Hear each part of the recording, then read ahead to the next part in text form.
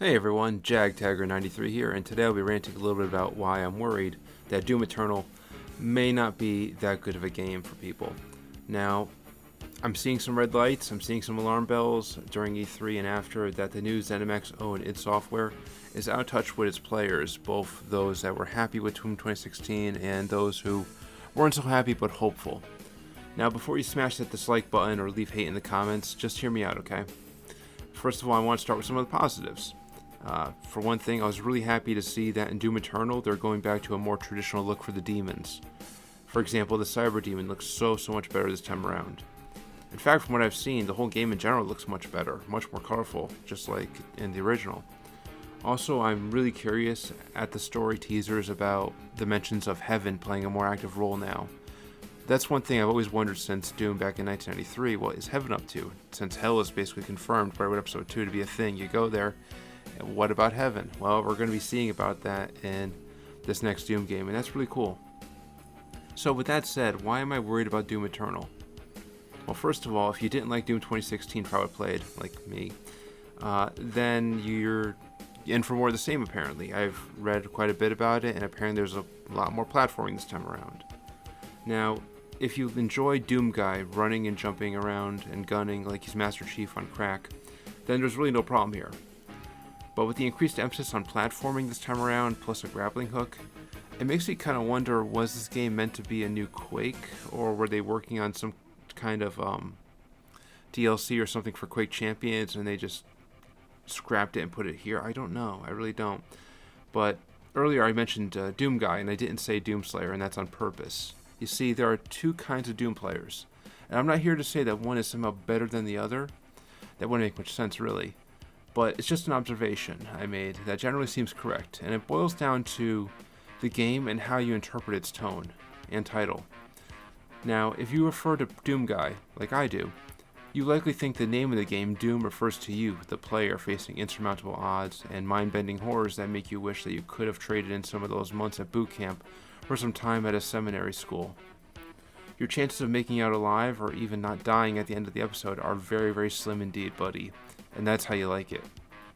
You also probably enjoyed Sigil, and don't play Brutal Doom very much. Like I said, I'm in this camp of players who are turned off by Doom 2016, and while we want to love Doom, we're wary of Doom Eternal being even worse. Now, that's just one kind of player. There are other kind of players out there that love referring to the protagonist as not Doom Guy, but Doom Slayer. Now, if you're in this camp of players, then you feel the name of the game, Doom, refers to the demons. Indeed, it's not you that you're trapped on some derelict base with the forces of hell, but rather the forces of hell are trapped on some derelict base with you. You are not so much after an adventure, but you're after a cathartic experience of badassery with Doom. You are not some mere human, but a machine powered by rage to rip and tear until there's nothing less, and that's how you like it. If that sounds like you, then you probably really enjoyed Brutal Doom. You probably love Doom 2016 as well, and you're pumped for even more. And you know what? More power to you. However, even if you are firmly in the Doomslayer camp, there are some warning signs that I really think you need to notice. First of all, Doom Eternal will not have snap maps, but Bethesda was happy to announce it'll have single-player DLC instead. Now, I know snap maps really underwhelmed, but player-generated content is a huge factor of replayability. I mean, hell, most of you watching this video right now are probably still playing 1993's Doom, thanks to player-created content. I mean, I hate to say it, but what I think happened was that the out-of-touch ZeniMax-owned id Software assumed that Doom players would be much more into multiplayer when they were making Doom 2016, and much more into deathmatching than single-player content. So they put most of their DLC eggs in that basket. But when the multiplayer and multiplayer DLC underwhelmed and investors weren't happy, New id basically just said, oh, shoot. Well, this time we'll do more DLC content for single player, and that made the investors happy. And that's really what I think might have happened. Speaking of multiplayer, deathmatching is also gone for Doom Eternal. Now, they were happy to announce a new mode, actually, which I admit does sound interesting. And this new mode is one where the player is the Doomslayer, and you face off against two other players that are controlling demons. And again, that does sound really interesting, but the justification for it is what raised the alarm bells, not the mode itself. But when asked about it, Bethesda said that they weren't out to make a generic deathmatch experience where it was all about who has better reflexes. Instead, they want one based on teamwork and playing to the meta. And reading that really made me wonder just how familiar are they with traditional Doom deathmatching? I mean, if we're talking Call of Duty or a game where all the guns are hit-scan weapons, then yeah, definitely. I can see how it would just be down to whoever clicks the other player first. However, because of the unorthodox mechanics of Doom's weapons, playing traditional Doom multiplayer is really a lot more than just fast reflexes. I mean, for starters, even if you get the most powerful gun in the game, the BFG, and you don't understand the canonical mechanics of how it works and how to time your shots well, you're not going to have the BFG for very long. I mean, heck, you won't be alive for very long. And each gun handles very specifically and has very specific mechanics you have to know. And I can go on and on about this, but that's really it.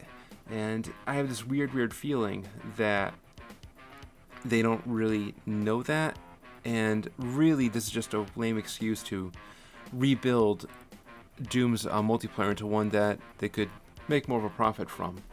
And really, I would not be surprised if at some point we see, I hope I'm wrong, I really do, but based on how they're making the game, and they're doing it more about, I think, how to sell more copies as opposed to what people actually want, I would not be surprised if we had loot boxes down the road at some point too.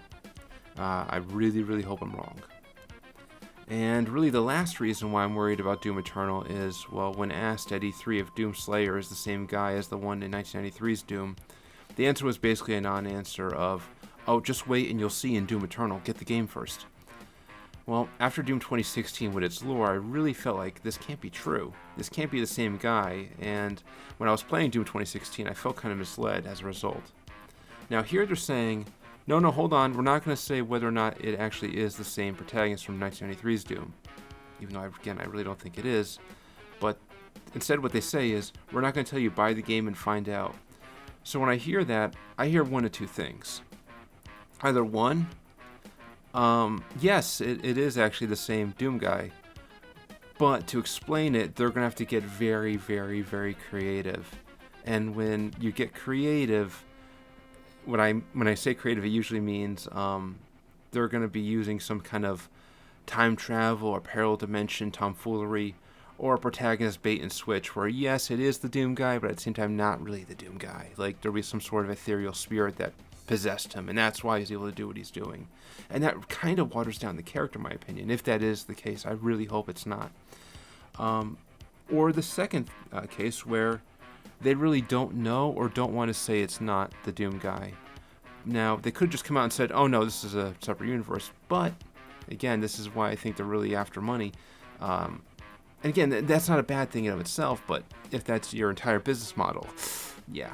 But anyway, I think that what's happening here is that they are afraid of alienating any more consumers, and they know a portion of the players, especially after what happened with Doom 2016, and so many players are gravitating towards the single-player experience and not really to the multiplayer experience. They know players are much more invested in the story of Doom than what they probably thought. So they're like, okay, we're going to keep this as a carrot, and once we get their money, then we'll hit them and show them that's not actually the same Doom guy. Now, with that said, I really think that it probably is the same, and I really think they're going to do some very creative tomfoolery here that, they're going to pull a BioShock Infinite, and that just kind of makes me sick to think about. Now, the last reason why I'm kind of wary, now I'm not saying these are reasons why Doom Eternal is going to be bad, but I'm worried that it may underperform, is, well, who's at the helm of it? This is the same company that put Commander Keen on mobile, come on. And it's stuff like that makes me wonder, where are they going with this? So, that being said, I hope I'm wrong. And if I'm not wrong, and Doomslayer really is moon jumping back and forth around single player map packs that are 10 to 20 bucks a piece, then I hope people out there enjoy it, and you get your money's worth. And that's all I really have to say now. This is JagTagger93 signing out. Have a good one.